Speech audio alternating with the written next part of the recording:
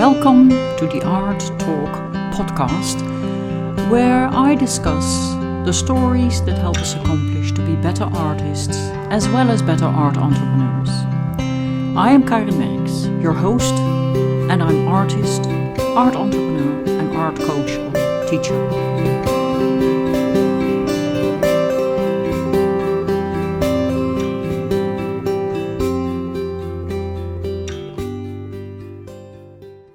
This is episode 15 of Art Talk, and today I have an interview with artist Kelli Folsom. Kelli Folsom is an American artist, and she is wildly known for her still life paintings. She won multiple awards, of which one in 2017, Best Still Life, Women Artists of the West, McBride Gallery. She teaches online and has a cohort of raving fans following her and learn from her. Her art is vibrant in color and dynamic through the brushstrokes. The first time I saw her art on Instagram, I was absolutely taken aback by how she can suggest that optical illusion of realness in the painting, as if the flowers and the pots she paints are literally in your room. As she says herself, resulting in a painting that looks like a painting and not a photograph. And I absolutely agree with that. So, the painter who draws merely by practice and by eye, without any reason, is like a mirror which copies everything placed in front of it, without being conscious of their existence. Leonardo da Vinci. Hi, Kelli. Thank you so much for being my guest today. And you're so welcome. I really appreciate you being here. And I immediately drop a question into your lap right now. Can you relate to the quote of Leonardo da Vinci?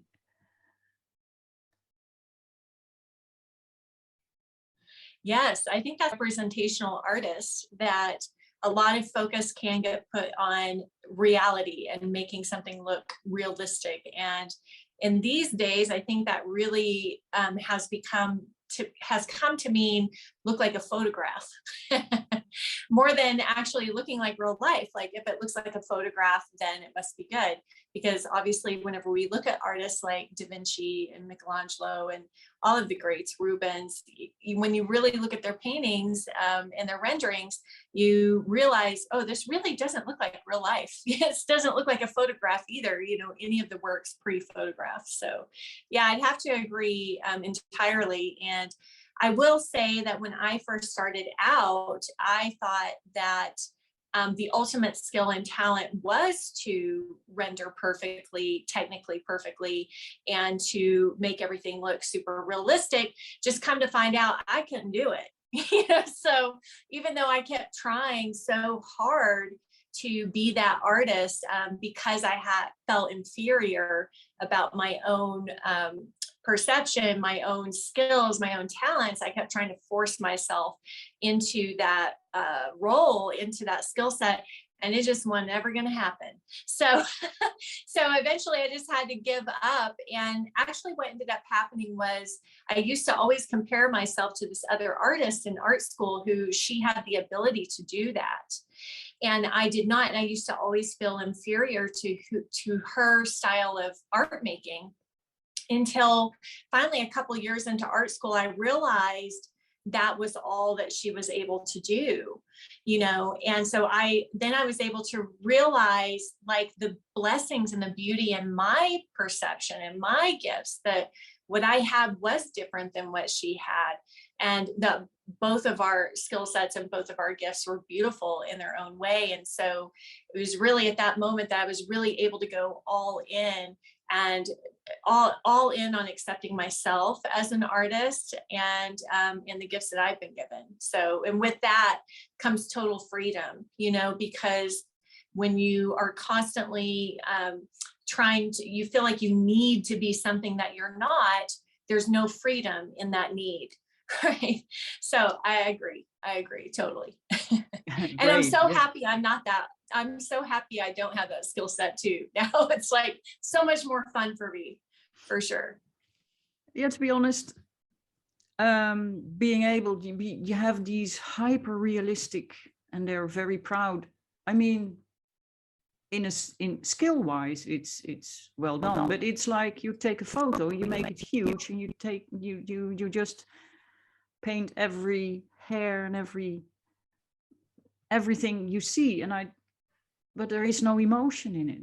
It doesn't say anything. There is no story. It has no life. Mm-hmm.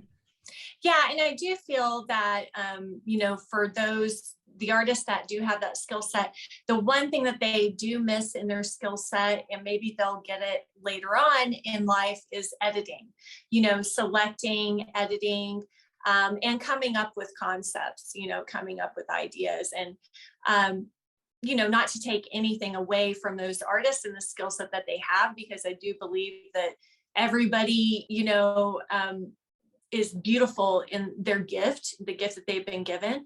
And that beauty that they create will definitely speak to people. And we need all of our lights, right? We need all of our lights of beauty in this world. But I do find that, in my experience, being around artists, studying with artists who were like that, like down, like you say, down to copying like the tattoos or the mole on the arm. And, so whatever it is that they get out of that experience, I'm sure it is emotional for them in some way. I just found that it was almost like tunnel vision, like, oh, head down, and then like a photocopy machine and no editing, whatsoever. So that's where I really am very happy for the gifts that I've been given, which has been taken time, to hone those skills of, editing, simplifying, coming up with compositions and concepts. It's a whole other skill set, that not everybody is able to develop, or maybe even wants to develop. No, that's true. That's true.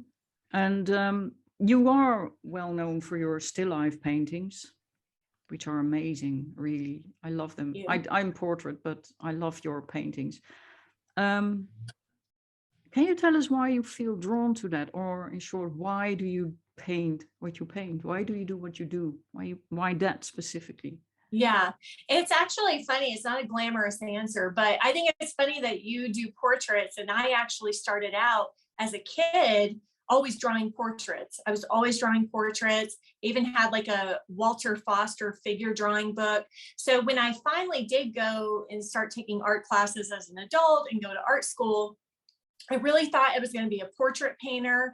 I thought I was going to be a figure painter, or maybe a figure sculptor. And it's interesting because, again, I really struggled with that genre. And I really, especially with the portraits, I really struggled with, painting and drawing portraits. And again, that was a very frustrating process for me, because I had thought, this is my identity as an artist. This is what I always want to do. However, I wasn't really progressing. And I also, if I was honest with myself, I also just wasn't connecting with it either.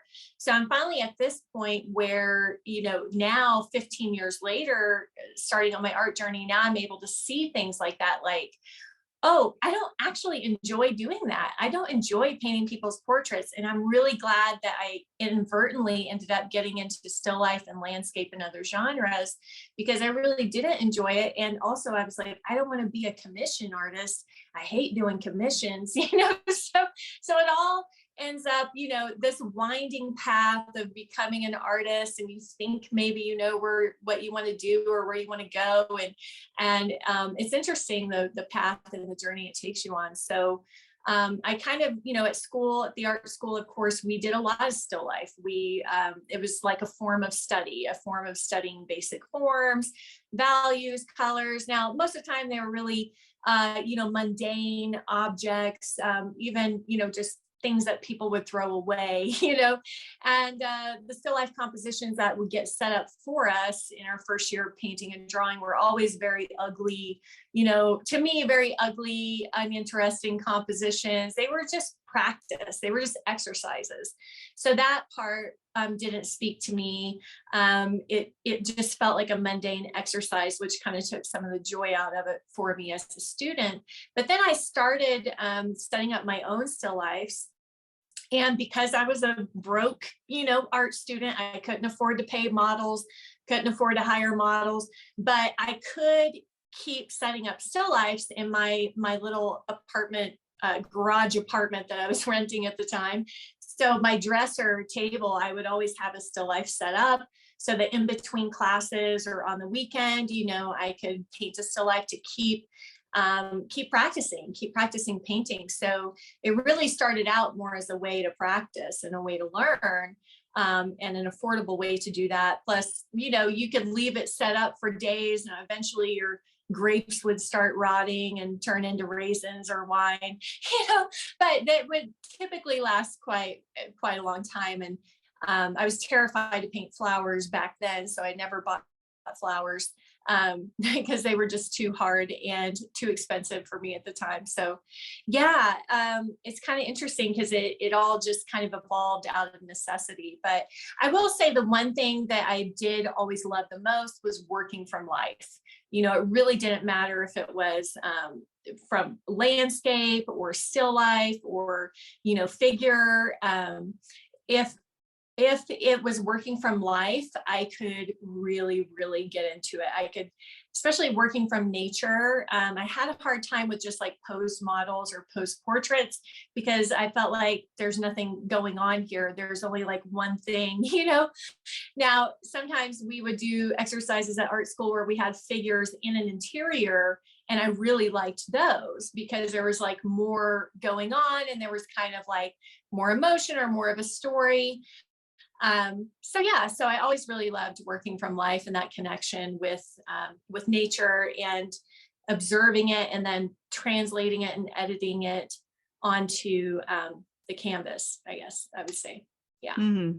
Yeah, interesting, because I have obviously a lot with portraits, and my why is complete. I'm obsessed with portraits and the story they tell me. So yeah. Yeah. But and I love life, but COVID didn't give me so yeah. But it doesn't matter. I cobble things together and I do it anyway. But Right. Another thing we have in common is the old masters, and you say you paint with the old masters feel.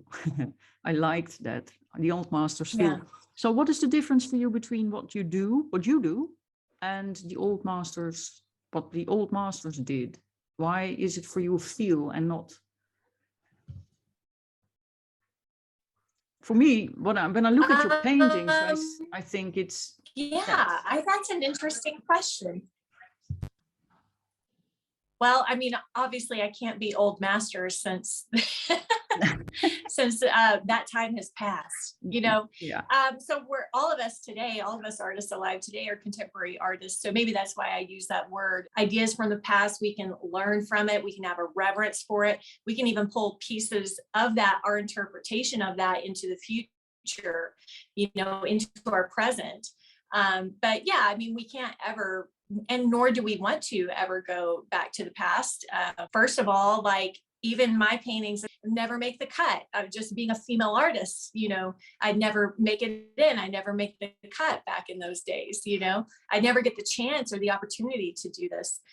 So I guess that's why I say that. I think, definitely the old masters have been a huge inspiration for me throughout my art life journey. I've learned so much from studying their paintings. They never fail to inspire me.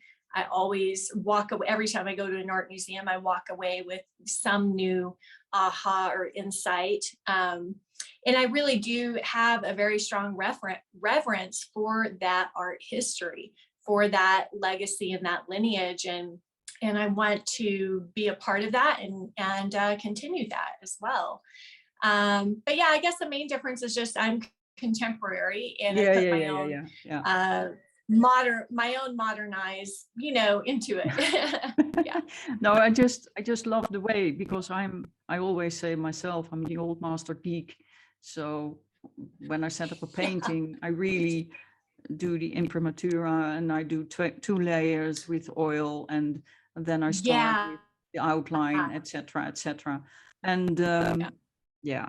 So technique wise for me, Yeah. I guess that would be like a big difference because I paint more alla prima, Yeah. which, you know, kind of came about more around the time of the Impressionist. So I guess it's almost kind of a blend of like more Impressionist technique with old master style, I guess, if just technique wise. Yeah. Because I have a very like short attention span. So it's like, I cannot work on a piece for too long. So I ended up figuring out ways to, you know, by using like a speed drying medium with the oils, so I could get different effects, you know, quicker with that and get a more finished painting quicker, because I would just lose interest over a long period of time for sure. Yeah. That's interesting. Yeah. And do you think there is a difference to how we look and listen to the objects or subjects we paint in regards to still life or figurative?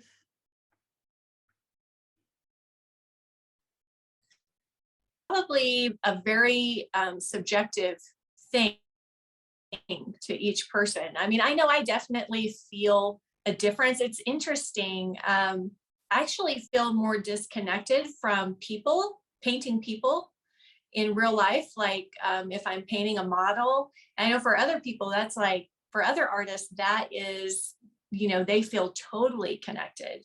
They get a totally different experience out of that.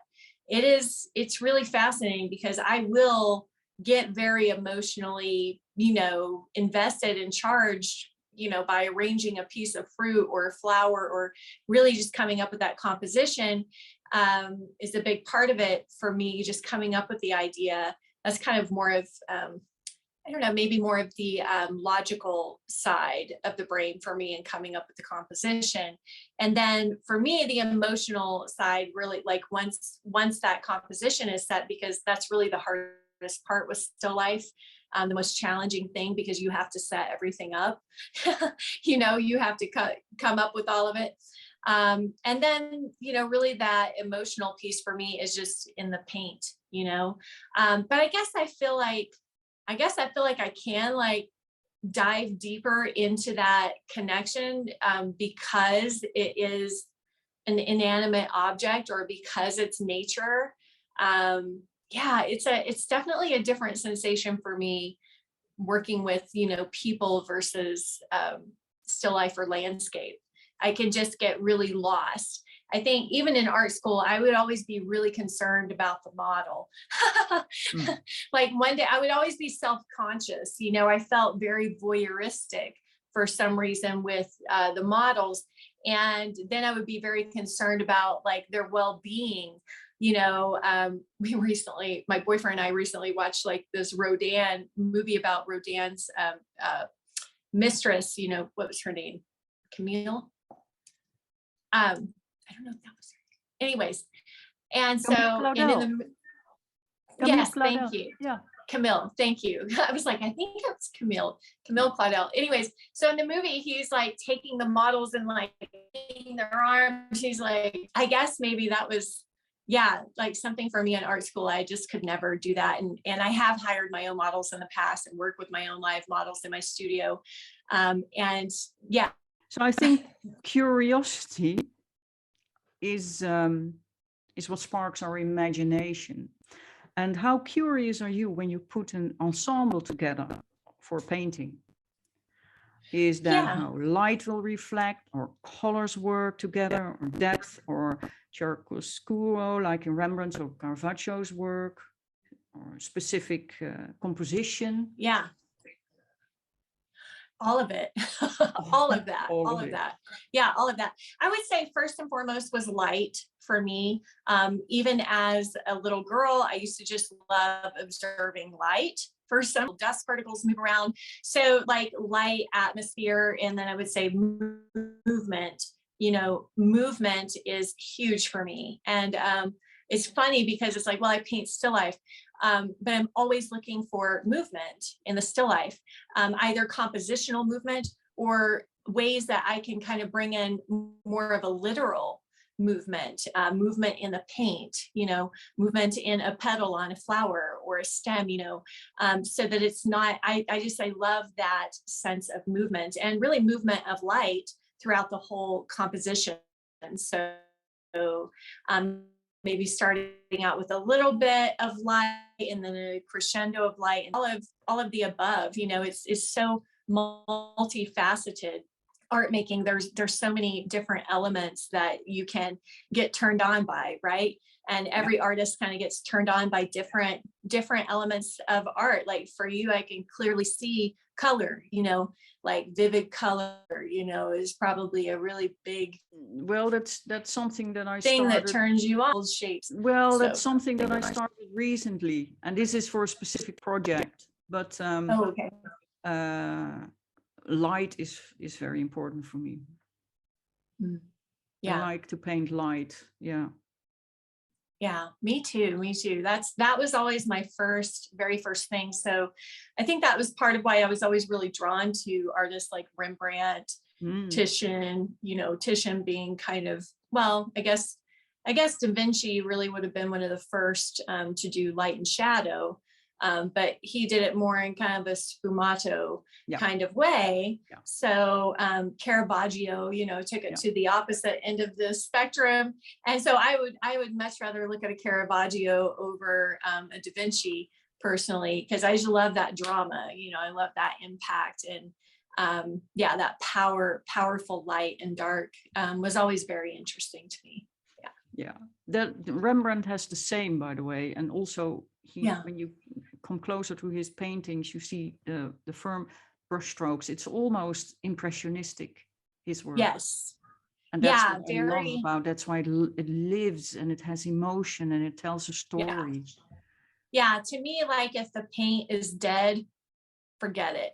Yeah. If the paint is too smoothed out, which I think that's why it's so important to go and look at art like that in person, because a lot of times, even in really high resolution images, you don't quite get the same effect that you would get if you were standing in front of it in person, because you can really see all those layers of paint and bold brush strokes and even palette knife scrapes. And Rembrandt was just like such beautiful textures, both light and textures. And I love texture as well. So it's really fun, to play with those textures and those layers of paint. And in that bravura, someone like Frans Hals was like, okay, he's all bravura brushstrokes, but to me, like his paintings do end up falling a little bit flat for me, just because they are missing some of those layers, like what Rembrandt got, layers of texture, layers of depth, Yeah. Okay. We could just art geek out all day, Karen. Oh God, yeah. Maybe we should make an appointment, have a nice pot of tea, and then just talk art. Right. I know. I love it. Yeah. Yeah. Spirituality. One of the artists, I think, powers. And yet we first need the knowledge, understand form and perspective and material, etc., etc. But after that, we can go deep to paint the optical illusion with emotion. How does that work for you with still life? Oh boy, that question might be a little too smart for me. No, but it is fascinating because in my journey learning about art making, you really do learn to see in a totally different way. And it sounds mystical, but then once you get into it, it can get very technical, right? Like understanding form, understanding values, understanding how to create that illusion of atmospheric perspective or depth, so then it can go very technical, which maybe kind of takes away a little bit in the beginning from a magic trick. But it's also like a lot like learning, I think, like going and living in a whole different world or learning a whole different language, simply because like the language of visual art making is really not a part of our daily language or our daily way of seeing. non-artists, I mean, non-artists aren't walking around seeing color and shadows, for example. So it is really fascinating to me. It is almost like we're in this whole other alternate reality, like we're creating a whole other alternate reality. We have this illusion that we live in, and then we're creating a whole other illusion within the illusion. It's crazy. It's crazy.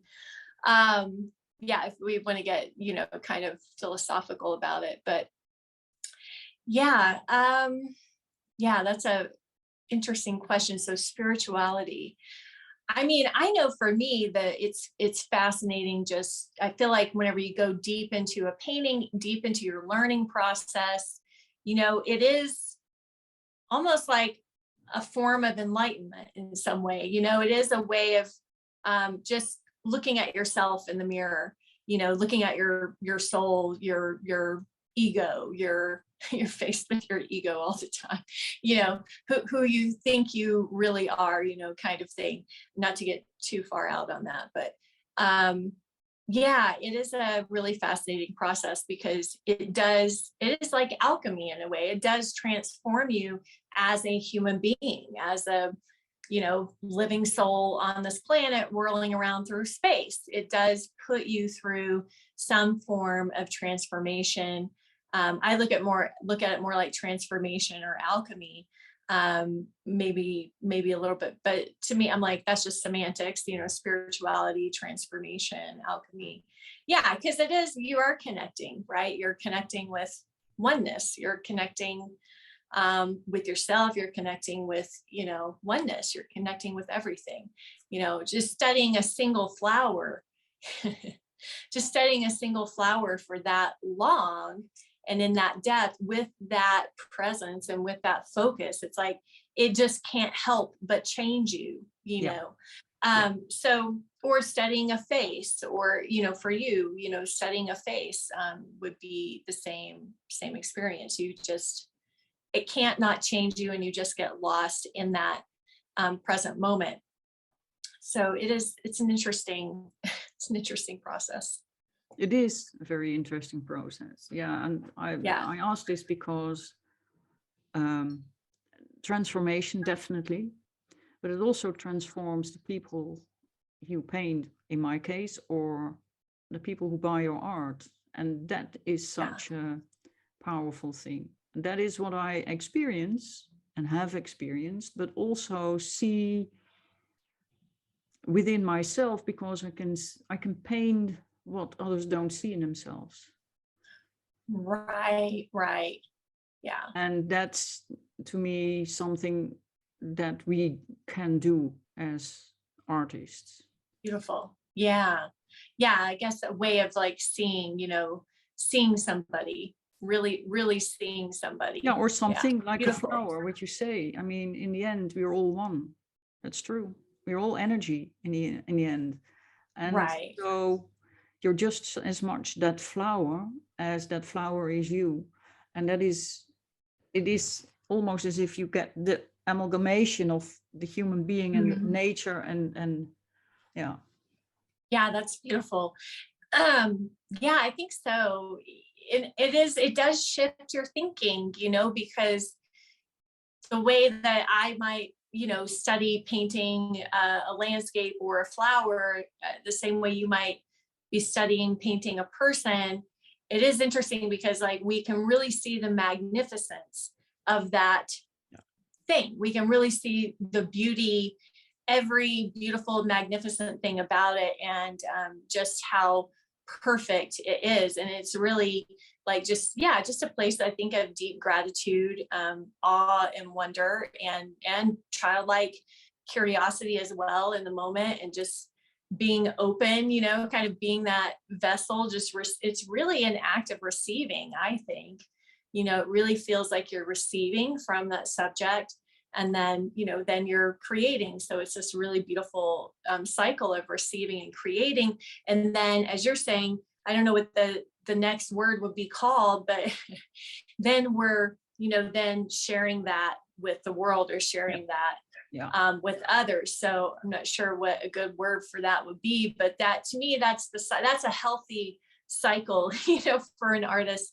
And then if an artist misses the third step of not having an audience then to see their art, and for the viewers to see themselves or to see the world through their art, and they just stay in obscurity and their paintings are just stacking up in the studio and they're never getting shown to anybody, to me it's like there's a really key ingredient that ends up being missing out of that process, out of that creative process. Yeah. But it's two ways. It's a key component missing from the artist towards the world, but also world misses out on something, because I think that we as artists definitely have a purpose on this planet to bring that beauty and to bring that enlightenment to people through our art. Right. Well, that's our job. Yeah. Beautiful job, by the way, but that's the main purpose, I think, from artists. And whether I call that spirituality, but you can call that something else. But I think it's what I feel when I do portraits, and I can see and feel in your work that you need to have this, otherwise you can't paint like that. Right. Oh yeah. It's the same. You have that with music too. You can hear it. Otherwise, you play notes, and you don't tell a story. You don't show that emotion. You don't go deeper. So yeah.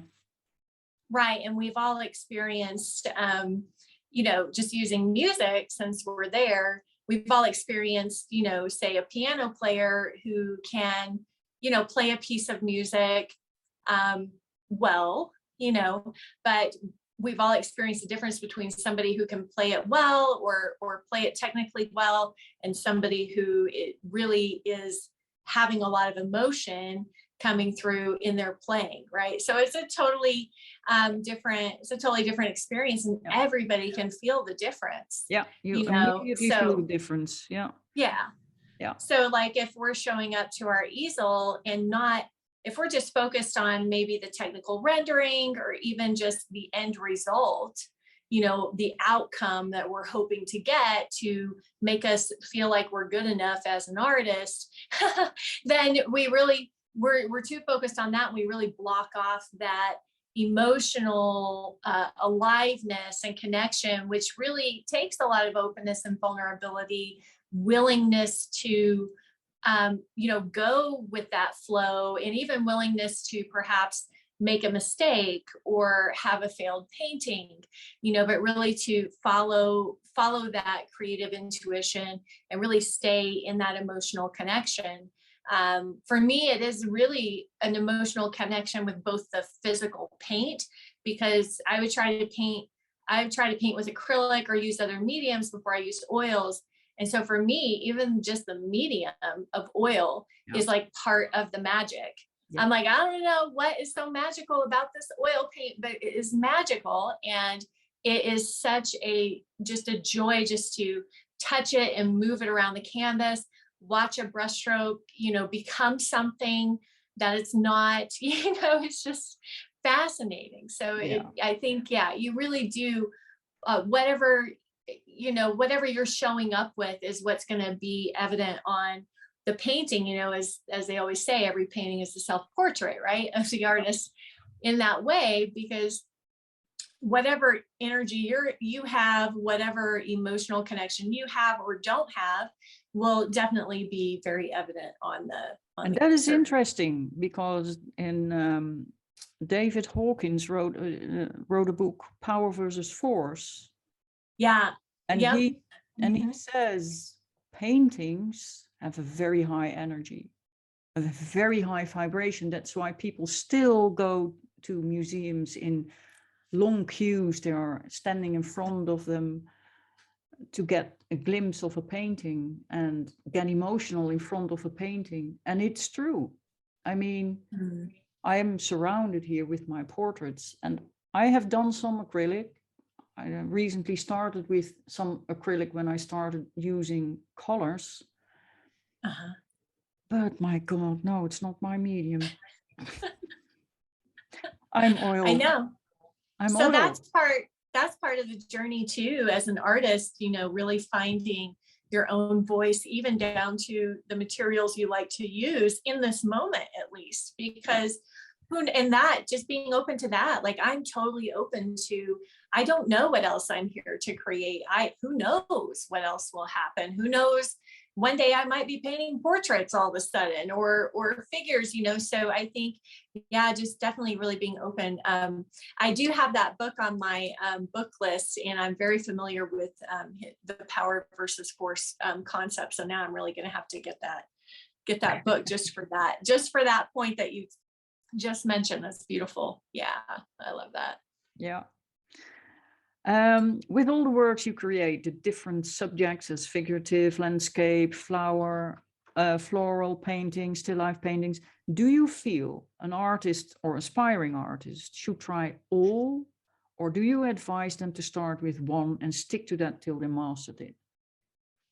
Yeah, that's an interesting question. I mean, I would say in the beginning, trying more things is maybe better than trying too few. I know for me, when I first started, I started with acrylics and started with only taking portrait and figure painting classes, because I thought that was going to be what I was going to do. I hated acrylics. I hated the painting classes. Now, the drawing classes I liked, the figure drawing with charcoal, especially, I really liked that medium over graphite. But I just kept sticking with it because I'd, spent $200 on acrylic paints, and I couldn't dare go out and spend another $200 on oil paints to give those a shot, or, you know what I mean? So it was interesting because I spent 2 years trying to force, speaking of power versus force, trying to force that, to work and to happen, the whole time thinking it's me, it's me, it's me.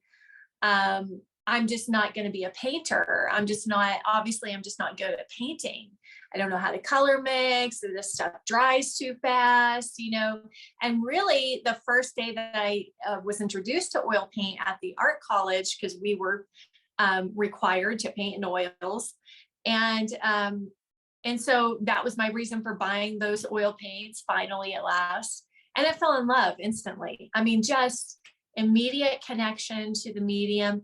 And so, yeah, I mean, that was kind of my mistake back then, was just taking too long to try other things. I thought that I was like, first of all, I thought that I was flawed or somehow incapable, or somehow, not very skilled or not very talented. So I just kept trying to force myself, to get better at something that really wasn't ever going to work for me. So I think I would say definitely make sure that you don't fall into that trap, and I think it's sometimes hard to judge because you don't really know. Nobody tells you, oh, how long it's going to take for you to get better at something. But I do think that we all know the feeling of really enjoying an activity, like, even if it's difficult, even if it's hard and it's challenging, and maybe we're frustrated with what it's actually looking like on the canvas, we all know that feeling. So I think it really is an intuitive feeling, and listening to that voice, so for one artist, they might have to try multiple different things, different combinations even, because I did find oils, and I knew that I loved working with oils, even though there was still a lot to learn there, but I just loved it. I just loved playing with it. I felt like a little kid playing with this stuff. Mm-hmm. But then it also still took time for me to kind of find the genres that really spoke to me, and then the painting process, because we went from doing site size method stuff, and which is very academic, and working from photographs. I worked from photos, gridding out photos, enlarging photos, all that stuff. So I do think that it's good to have a lot of those different experiences and try a lot of those different experiences so that you even know what they are, you even know what your options are, because there's so many ways to make art, and then B, find the thing that really works for you. And I had teachers who would, work a very long time on their paintings, even on their still life. Once I found some still life teachers, even on their still life setups, they would say, oh, I work days to set up my still life composition, then I work weeks on one painting. And so I would kind of feel bad about myself, like, oh my gosh, I have no passion, for that. And I would try to make myself like those teachers. I would try to force myself to, oh, well, that's part of the emotion, is you got to spend days with it. Well, not for me. My emotion is very kind of fast paced and fast moving, and it's exciting. And I love like executing an idea, seeing it to completion, and then coming up with another idea, so that even discovering the process that works for you and that really is joyful to you and really resonates with you is part of your artistic voice. It's really a combination of not only the genres and the media and the style, and also the process. Yeah. And a voice takes time to find your voice. Totally. It takes a lot of like stumbling around and, but I will say, and hopefully me sharing this will help anybody who maybe struggled with things that I did, which I always made it about me and made it mean that I wasn't going to be good enough to be an artist, or just because something else worked for me, didn't mean that I was inferior as an artist. So no. That stuff will just always, basically it just makes our journey take a bit longer to get to that voice, so you want to be accepting of who you are as an artist and not have a bunch of judgment, layered on top of that. Exactly. Yeah. But then you also need a good mentor and a good teacher. Yeah. Who exactly. guides you through that path. And yeah, I think in that sense, I am lucky. I had I'm a classically trained musician at first, but then I got private teaching. I got all the techniques and things under the sun, specifically portraits. And then I went to the academy and I had, very good lessons from live models, etc. And I loved it. Yeah. And they guided me through that whole process. So, yeah. Yeah. And that's what people need. Oh, totally. I think everybody needs that. Some people maybe are a little bit more individualistic than others, so they might need it a little less. But I do think everybody needs education and mentorship and, advising and guidance from somebody who has been further along the path. You can learn faster from them. You can learn from their mistakes, as long as they're not turning whatever they do into dogma and like, you have to do it like me, and if they try to do that, just, you just do your best to try to ignore that and make sure that you are tuning into yourself as well. So, but I do think it is kind of a misconception about art schools, because I know here in the States, having an art degree is just so highly rated, like, oh, you're not a real artist if you don't have a degree. And I have women who come to me late in life all the time, later in life, 30s, 40s, 50s, 60s, even 70s, 70-year-olds. I love the 70-year-olds. They're so awesome. Anyway, so they come to me later, and some of them will have that insecurity, like, oh, I don't know, I didn't go to art school, or I don't have an art degree. And it's really not all it's cracked up to be, because it is a system. It's a system that they just put you through the system, year 1 to year 4. Here's your lessons. Everybody gets the same training. You really don't get a lot, at least I didn't get a lot of in-depth mentorship there. For real things like finding out who you are as an artist, finding your artistic voice. So a lot of that stuff, even with education, the educational system, you'll still need additional guidance there. You'll still need an additional mentor. I know I certainly did. And you just need to listen to yourself a lot as well, and be generous to yourself and giving yourself that time to really explore and question and, listen to that intuition and follow that. It's such a big part of becoming a successful artist, because going to an art college does not make an artist. I mean, I went to school with hundreds of art students who never became artists, and it's just heartbreaking. Yeah. They have the skills, yeah, but they're not artists. No. Yeah. So there's something missing from the equation in those systems. Yeah. And that is either the system, but I think that is something else too. I think not everyone. We have a creative inkling, or from birth. That's who we are as human beings. That doesn't mean that that can all be transformed in art. You can be a very creative medical doctor or a very creative whatever. So in that sense, being creative immediately gets the connotation, then I need to be an artist. That's not true. Right. Like I'm also a creative business owner, and I love creating in my business, so you're exactly right. There's so many stereotypes about artists, and also about creativity, because like you say, you can be a very creative person in many other fields, not just art. Yeah. And you can be an artist and be multidimensional. What a concept. Yeah, but that's true. The Renaissance person. That's how they always called me, the Renaissance woman, because I'm a musician and I'm an artist, I'm an academic and all that stuff. So, yeah. Beautiful.